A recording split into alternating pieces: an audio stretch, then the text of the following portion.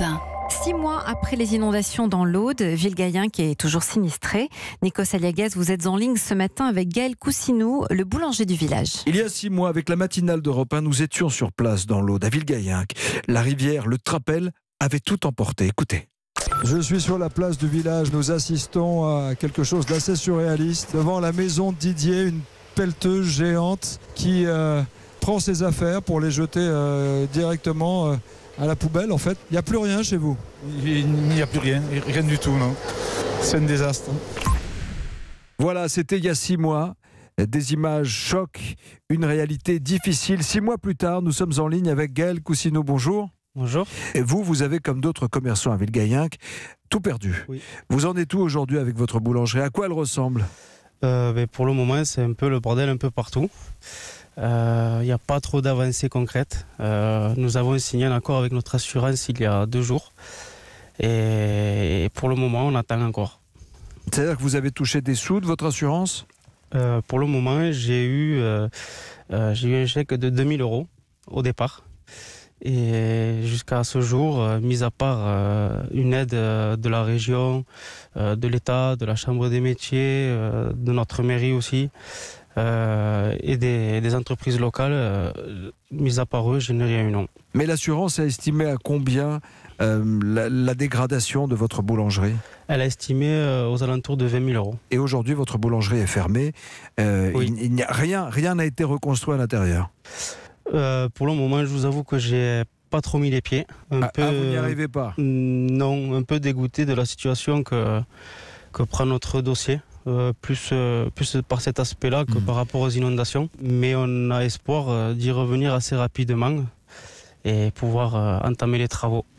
Dans l'enveloppe, justement, qu'il vous faut pour repartir, Gaël Cousineau, il manque combien d'argent? Parce que vous appelez à l'aide avec une cagnotte sur Internet. Combien il vous manque?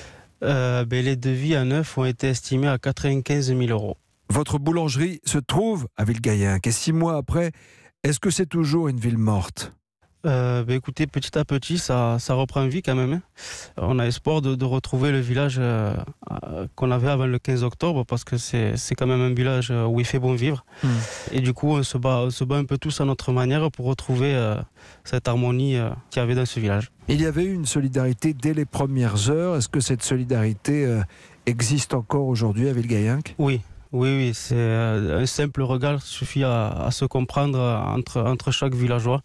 Ce qu'on a vu ce jour-là, c'est d'une fois formidable et d'autre part inattendu aussi, parce que dès la découverte de mon local, le matin, sur les coups de 10-11 heures, le quartier dans lequel nous habitions s'est mobilisé entièrement, et en 1 heure ou 2, la boulangerie était rapidement nettoyée. Oui, parce que c'est vrai que c'est dans les drames parfois qu'on découvre aussi la solidarité. Est-ce que le pont a été reconstruit, celui qui était juste au-dessus du Trapel? Oui, nous avons un pont temporaire. Il est censé être démonté pour être remplacé par un pont normal. Parlez-moi un petit peu du village, de ce que vous voyez quand vous êtes à Villegayenc. Est-ce que vous pourriez me décrire un petit peu la vie au village? La vie au village, elle reprend son cours petit à petit. Le ruisseau a été remodelé. On essaye tant bien que mal de retrouver le village qu'on avait auparavant. Il y a un semblant de vie, et puis on attend aussi que l'on détruise des maisons qui ne sont pas considérées comme habitables. Oui, c'est ça. On sait à peu près quelles maisons vont être démolies, mais à quel moment, comment, on ne sait pas. Vous parlez avec les autres villageois, vous gardez comment le moral, justement, j'imagine qu'il y a une solidarité dans toute la région avec la cagnotte que vous lancez? Oui, déjà, à ma grande surprise, j'ai appris que grâce à ça, on était de plus en plus connus. Et après, c'est surtout grâce aux villageois que nous arrivons à garder le cap. Les villageois, notre famille, tout notre entourage, de près ou de loin, qui est là pour nous rassurer et nous aider en cas de problème. Qu'est-ce que vous attendez de l'État, vous, aujourd'hui, Gaël Cousineau? Nous, ce que nous attendons juste, c'est être remboursés à la vraie hauteur du sinistre et pouvoir réouvrir le plus rapidement possible. Qu'est-ce qu'ils vous disent les services officiels? Les services officiels, pour le moment, c'est très compliqué. Pourquoi? Parce que notre banque, pour le moment, nous a un peu coupé les vivres suite aux découvertes qui a grandi de jour en jour. Et d'une autre part, l'assurance attend que je réouvre pour me donner les sous. Sauf qu'on se retrouve un peu dans un cercle vicieux et il va falloir que quelqu'un puisse débloquer tout ça. Les services de l'État, ils vous ont contacté, ils vous aident? J'ai eu pas mal d'aide, oui, au niveau de l'URSSAF, du RSI. Ils ont gelé toutes les mensualités. Notre banque aussi a fait un effort par rapport à notre emprunt.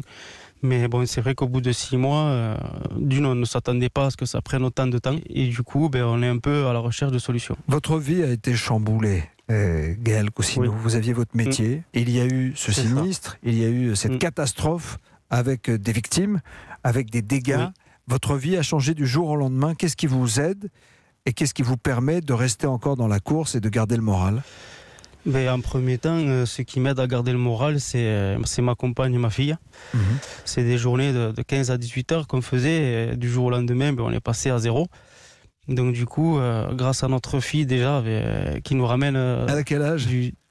Elle a 4 ans. Elle a 4 ans. Donc le sourire de votre enfant est plus fort que tous les drames du monde. C'est ça. Je vous souhaite bonne chance et bon courage, surtout pour la suite. Gaël Cousineau, merci à vous. Que vous êtes un des commerçants du village de Villegayenc, que vous aviez votre boulangerie. Aujourd'hui, vous êtes en attente, effectivement, et vous essayez de trouver d'autres formes professionnelles pour pouvoir subvenir à vos besoins. Et vous lancez cette cagnotte Litchi qui est en ligne et qui s'appelle Aide aux sinistrés.